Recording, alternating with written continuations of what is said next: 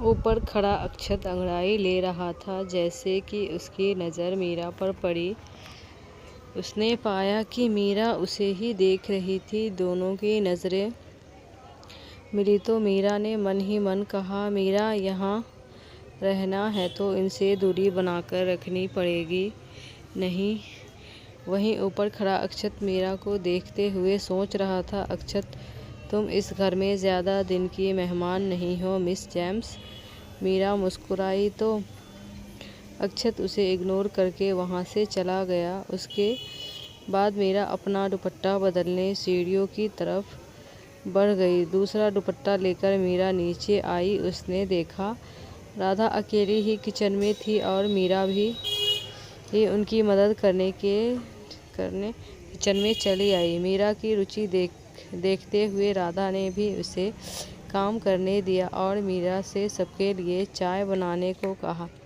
सच ही कहा था मीरा ने, उसे सिर्फ चाय बनानी आती है। उसकी बनाई चाय की खुशबू से सारा किचन महक उठा था। राधा को कुछ बनाते देखकर मीरा उनके पास आई और कहा, मीरा, आप क्या बना रहे हैं? राधा, उत्पम खाया है कभी? राधा ने बनाते हुए कहा।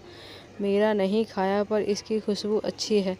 इसे कैसे बनाया आपने? मीरा ने सुगंध लेते हुए कहा। और चावल के घोल से बनाते हैं। पहले गैस पर सूजी और चावल के घोल से बनाते हैं। पहले गैस पर फ्राईपैन रखना, उसमें डालकर फैलाओ, फिर सूजी का घोल ऐसे धीरे धीरे फैलाना है। उसके बाद इसके ऊपर बारी बारी कटी सब्जियां जैसे कि प्याज, शिमला मिर्च, टमाटर, पत्ता गोभी डालकर इस पर फैलाना है। इसके बाद नमक और मसाला स्वाद अनुसार डालकर इसे दूसरी ओर पलटना है। जब दोनों तरफ से अच्छा सिक जाए तो फ्राईपैन से निकाल लो। मीरा, ये तो बहुत इजी है आंटी, हमें भी सीखना है। अक्षत, पहले लोगों को तो पहचानना सीख लो। एक जानी पहचानी आवाज़ मीरा के कानों में पड़ी। उसने जैसे ही गर्दन घुमाई, किचन के दरवाजे पर अक्षत खड़ा था। अक्षत की आवाज़ सुनकर राधा पलटी और कहा, राधा, उठ गया तू? और घर कब आया? तुझे पता है ना तेरे पापा को तेरा घर देर से आना बिल्कुल पसंद नहीं है, पर तू सुनता ही नहीं। अक्षत, सॉरी माँ, अब से नहीं होगा ऐसा। अक्षत ने अंदर आकर राधा को साइड से गले लगाते हुए कहा। राधा, यह मीरा है, निधि की सहेली। अक्षत, हाँ, कल रात मिल चुका हूँ मैं इनसे, काफ़ी स्ट्रांग है। अक्षत ने मीरा को घूरते हुए कहा। राधा, अच्छा, चलो सबके साथ बैठकर नाश्ता कर लो। और मीरा, तुम चाय लेकर बाहर आ जाना, ठीक है? कहते हुए राधा ने नाश्ते की प्लेट उठाई और बाहर निकल आई। किचन में बस मीरा और अक्षत थे। मीरा चाय छानने लगी। अक्षत कुछ ही दूरी पर खड़ा अपने कप में दूध डालकर उसमें कॉफ़ी मिक्स कर रहा था। मीरा ने एक बार उसकी ओर देखा और फिर वापस अपने काम में लग गई।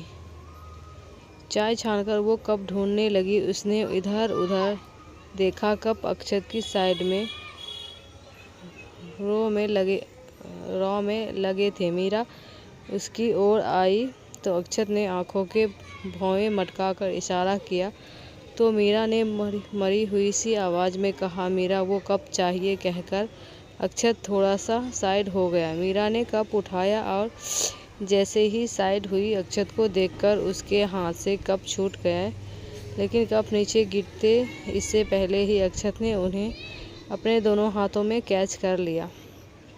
मीरा की जान में जान आई तो उसने कहा, मीरा, थैंक यू अक्षत। अक्षत ने अगले ही पल कप नीचे गिरा दिए। मीरा डर गई। उसे समझ नहीं आया कि वह क्या करे। कप गिरने की आवाज़ सुनकर राधा अंदर आई और कहा, राधा, क्या हुआ? कुछ गिरने की आवाज़ आई थी।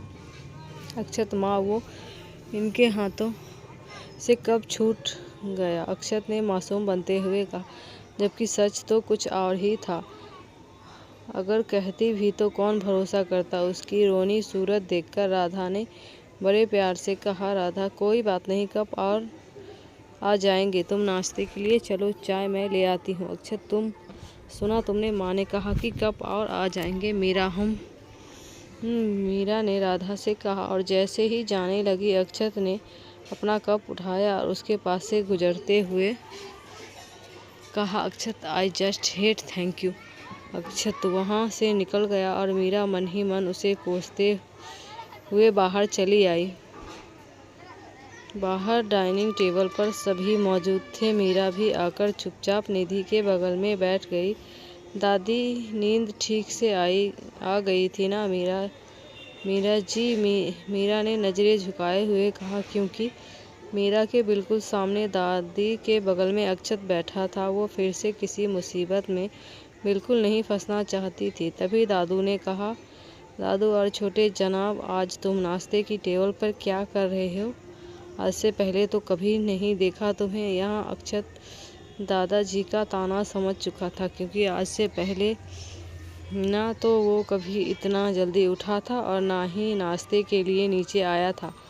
रघु अक्सर उसका नाश्ता ऊपर ही लेकर जाता था। अक्षत दादू आज जल्दी उठा तो सोचा सबके साथ नाश्ता कर लूँ। दादू, अरे बेटा, आज की रोज़ आया करो, परिवार के साथ बैठकर खाने का अपना ही मज़ा है।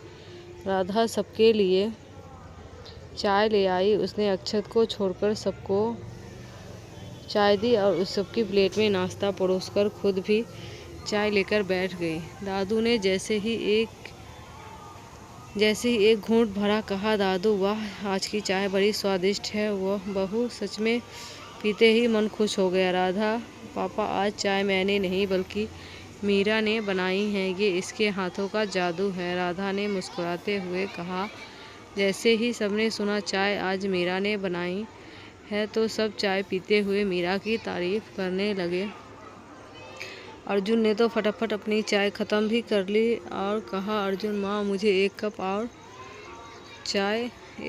चाय और चाहिए। राधा ने सुना तो हैरानी से अर्जुन की ओर देखा और फिर उसे एक कप चाय और दे दी। अक्षत बैठा बैठा अर्जुन को घूर रहा था। तभी दादी ने कहा, दादी, अक्षत तुम भी चाय पीकर देखो, बहुत अच्छी बनी है। अक्षत, मैंने अभी नशा करना शुरू नहीं किया है। अक्षत ने कॉफ़ी पीते हुए कहा। अर्जुन, चाय में नशा होता है किसने कहा? और मीरा ने तो वैसे भी अच्छी चाय बनाई है। अक्षत, हाँ तो आप लोग पियो, मुझे नहीं पसंद। कहते हुए अक्षत उत्पम खाने लगा। सभी चुपचाप नाश्ता करने लगे। मीरा और निधि नाश्ता करने के बाद उठकर कमरे से अपनी बुक्स और बैग्स ले आई। अर्जुन ने देखा तो कहा, अर्जुन, निधि, मैं उधर ही जा रहा हूँ, चलो तुम दोनों को भी छोड़ देता हूँ। निधि, आपकी तबीयत ठीक है ना भैया? निधि ने अर्जुन के माथे को हाथ लगाकर कहा। अर्जुन, हाँ, क्यों? निधि, आज से पहले तो आपने कभी नहीं कहा। निधि, कॉलेज छोड़ देता हूँ, फिर आज अचानक। निधि की बात सुनकर अर्जुन छिप गया। अब बेचारा कैसे कहता कि वो कॉलेज मीरा की वजह से जाना चाहता था। उसने निधि से कहा, अर्जुन, मुझे सच में उस साइड काम है, तुम्हें जाना है तो जाओ। कहते हुए अर्जुन जाने लगा तो निधि ने रोकते हुए कहा, निधि, अरे भैया, मैं तो मजाक कर रही थी। अब चलो, जल्दी देर हो जाएगी। अर्जुन, बस 2 मिनट में अपना बैग और फ़ोन लेकर आता हूँ। कहते हुए अर्जुन चला गया। निधि बाहर आ चुकी थी, आने का इंतज़ार कर रही थी। अर्जुन वापस आया तो उसके हाथ में ढेर सारी फाइल्स भी थी। मीरा, यह हमें दे दीजिए, मीरा ने सहजता से कहा। तो अर्जुन ने फ़ोन और बैग छोड़कर फाइल्स मीरा को थमा दी। दोनों साथ साथ चलने लगे तो अर्जुन ने कहा, अर्जुन, चाय अच्छी बनी थी। Meera, thank you. अब इससे आगे अर्जुन के पास बोलने को कुछ नहीं था। निधि बाहर आकर पहले ही गाड़ी में पिछली सीट पर बैठ चुकी थी। अर्जुन मुस्कुराया और आगे बढ़कर मीरा के लिए दरवाज़ा खोला, लेकिन मीरा बैठती उससे पहले ही अक्षत आकर बैठ गया। अर्जुन, तुम कहाँ? अर्जुन ने अपने सपनों के पुल को टूटते देखकर,